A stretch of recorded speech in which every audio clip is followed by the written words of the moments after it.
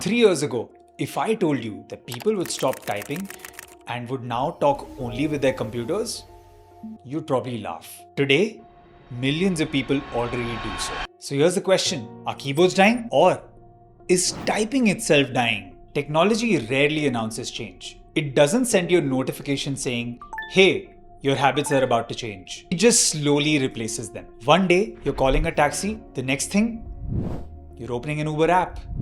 Or now, a Rapido app. One day, you're memorizing phone numbers.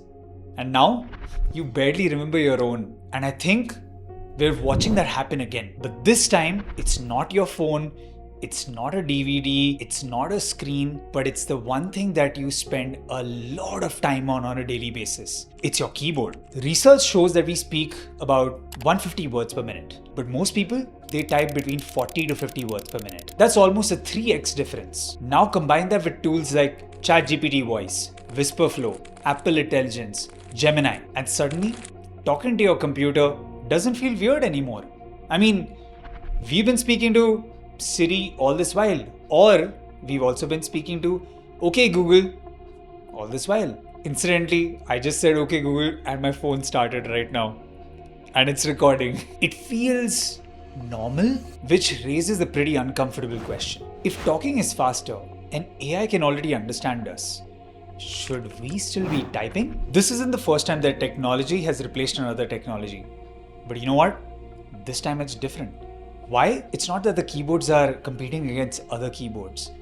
The keyboards are competing against the most normal thing that a human interface would have.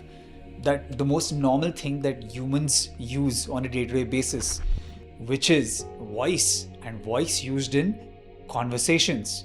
That's what keyboards are competing against. For decades, we've translated thoughts into keystrokes.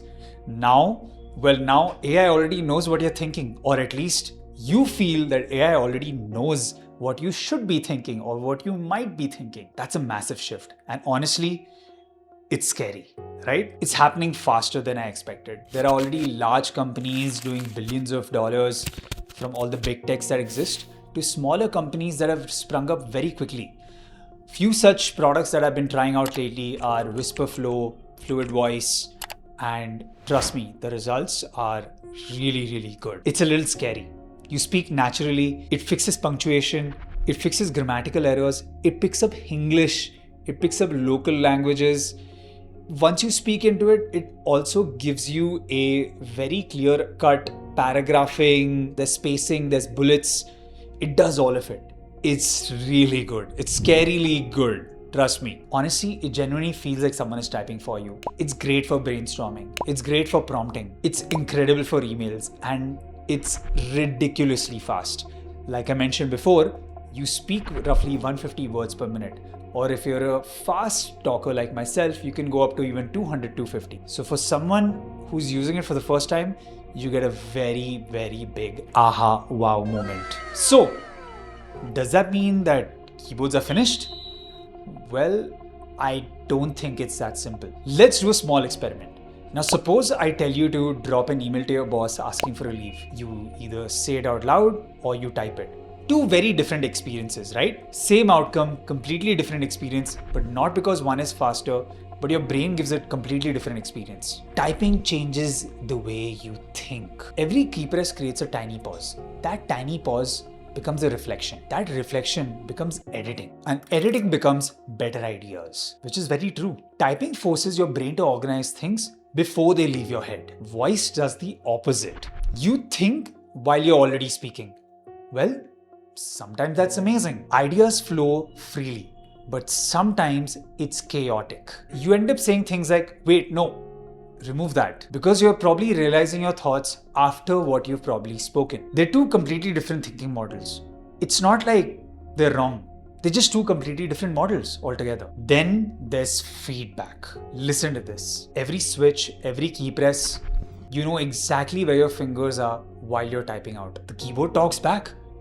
It's like it's receptive. It gives you rhythm, muscle memory, confidence. Now compare that to voice. You speak, you wait, then software tells you whether you understood correctly. You know what? It's a completely different feedback loop. Okay, but let's be fair.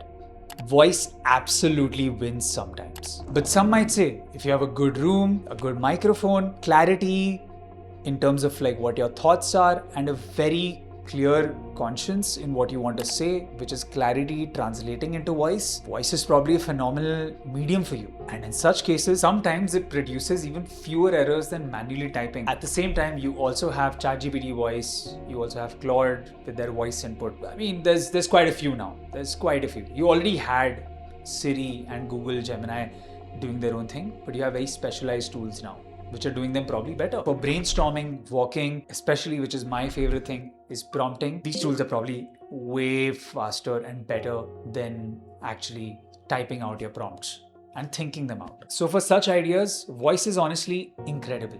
And tools like this really help you out. I mean, when you're on the go, it just makes things easier. And I actually use one of them on my phone. But voice also assumes something, that you always have room or space to talk. Well, life doesn't work like that. Imagine you're in a cafe, there's people all around you, and you suddenly need to get your laptop in front of you and say, hey, listen, I need you to think of this. I need you to also do this for me. I need you to also do that for me. Yeah, it doesn't work like that. And the same thing, imagine you're at your workplace and again, you're on your system, you bring it closer to you and start having to talk loudly. Yeah, I don't think it works like that, right? Of course, there are workarounds for this. You can put your earphones on, you can put them really close to you, but that means you have to always be wired in, and that might not be the case in places such as cafe or workspace. Unless and until you have a very dedicated setup for it, and you're very comfortable with always speaking into the microphone and putting your thoughts out very clearly, only then it makes sense, right? Typing works almost everywhere. Mostly discreetly, unless you use one of those very loud mechanical keyboards. Voice, unfortunately, doesn't. And ironically, to make voice truly better, guess what you need?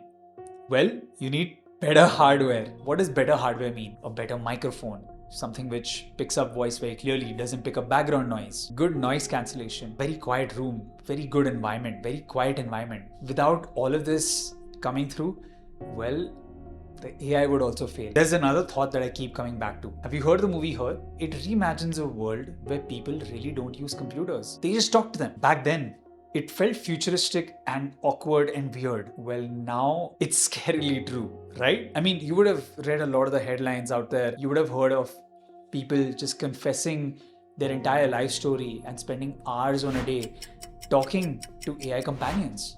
It's scary, right? This begs the question, do we really need every interaction with technology to just become another conversation? Sometimes silence helps. Silence lets you really mull into an idea, think about it deeply. Sometimes typing lets you type out your ideas privately without narrating every thought out loud. Well, convenience isn't the same thing as creativity. I don't think keyboards are disappearing. Voice will absolutely become a massive part of computing. Keyboards just aren't devices which are text-entering tools.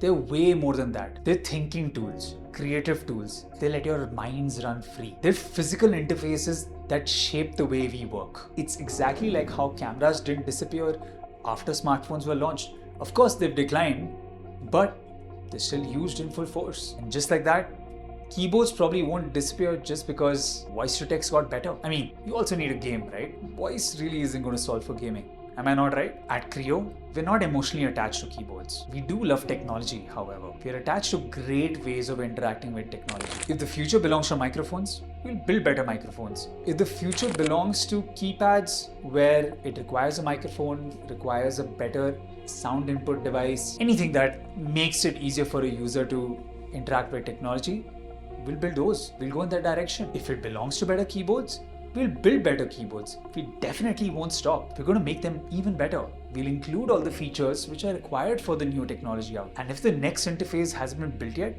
you know what? We'll probably build that out too, because we're not trying to preserve the past and stay too much into it. We're looking forward to the future. I mean, I personally am. You know what? But now I'm really curious.